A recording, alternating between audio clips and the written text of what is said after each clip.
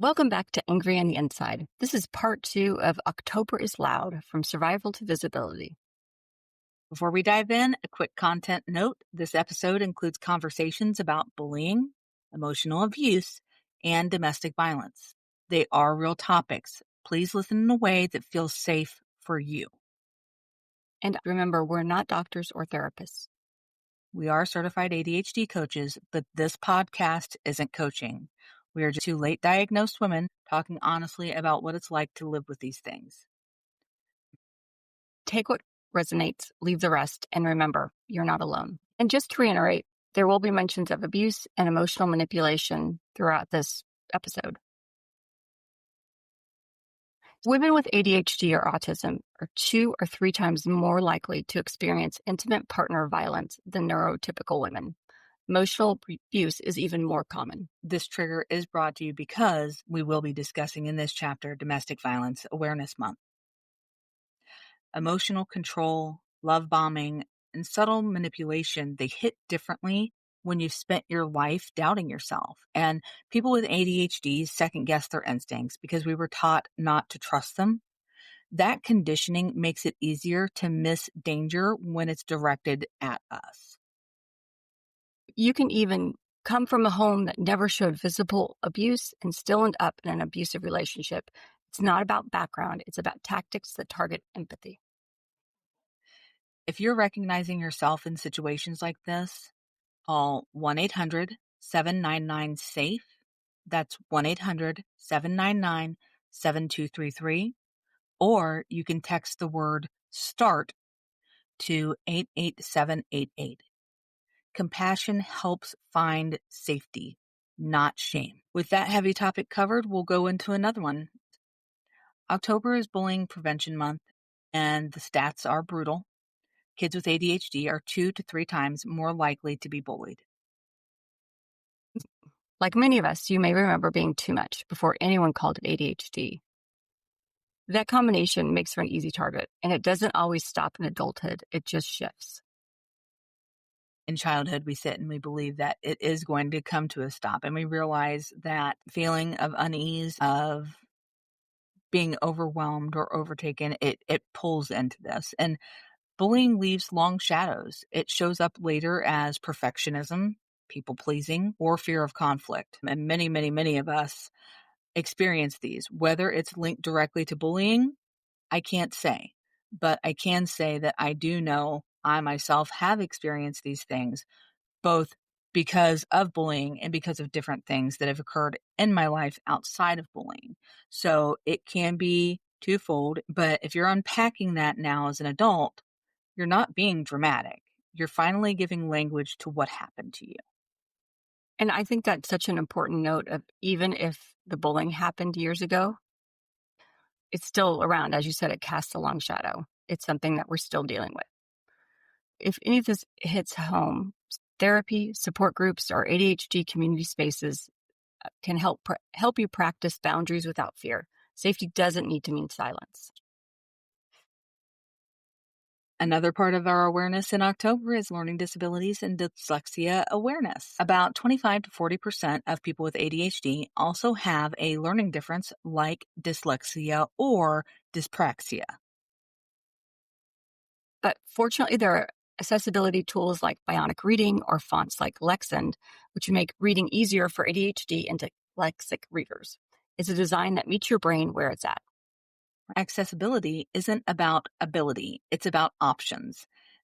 Options are inclusion in practice and real life. Next up is LGBTQ plus History Month and Intersex Awareness Day. October celebrates LGBTQ History Month and Intersex Awareness Day on October 26th. Both connect deeply with ADHD and neurodiversity because they're about visibility, autonomy, and unmasking.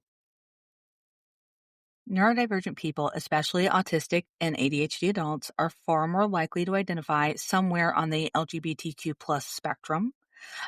When you've spent a lifetime feeling different, you start questioning every box society hands you. And many people feel that the reason why these two groups intersect so much and overlap is that our brains are far more open to seeing different connections, different parallels, and different understandings. This also links into our ability for hyper empathy to actually understand what it's like to stand in someone else's position. We're all asking for the same thing, to be seen, respected, and allowed to define ourselves.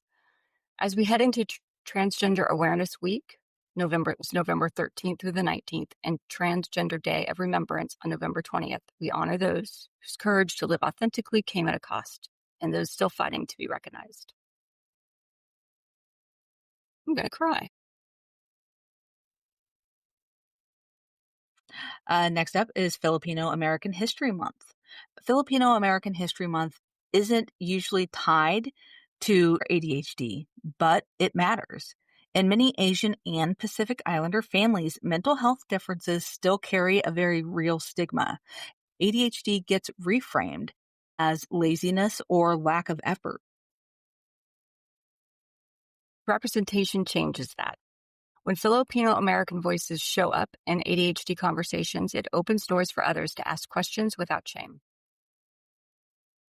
And that same theme will run through National Disability Employment Awareness Month. On paper, we have rights. The ADA, accommodations, anti-discrimination laws. But disclosure still feels risky. But equity isn't just hiring us, it's keeping us. Accessibility isn't charity, it's ethics. We know in this current climate, there are many, many changes going on with disability employment and accommodations and things like that. It is still something to stay aware of and still something to be open to as it continues to change. It will continue to shape our lives and our experiences. Cybersecurity Awareness Month. Now, this one might seem random until you realize how much of online safety depends on executive function.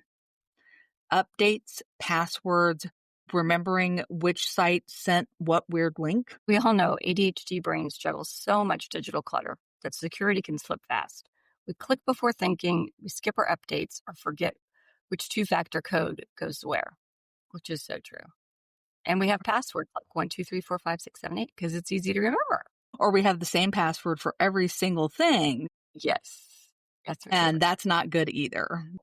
The goal isn't paranoia when talking about cybersecurity awareness, but it is about prevention. There's a few options. You really can use a password manager. You can turn on automatic updates.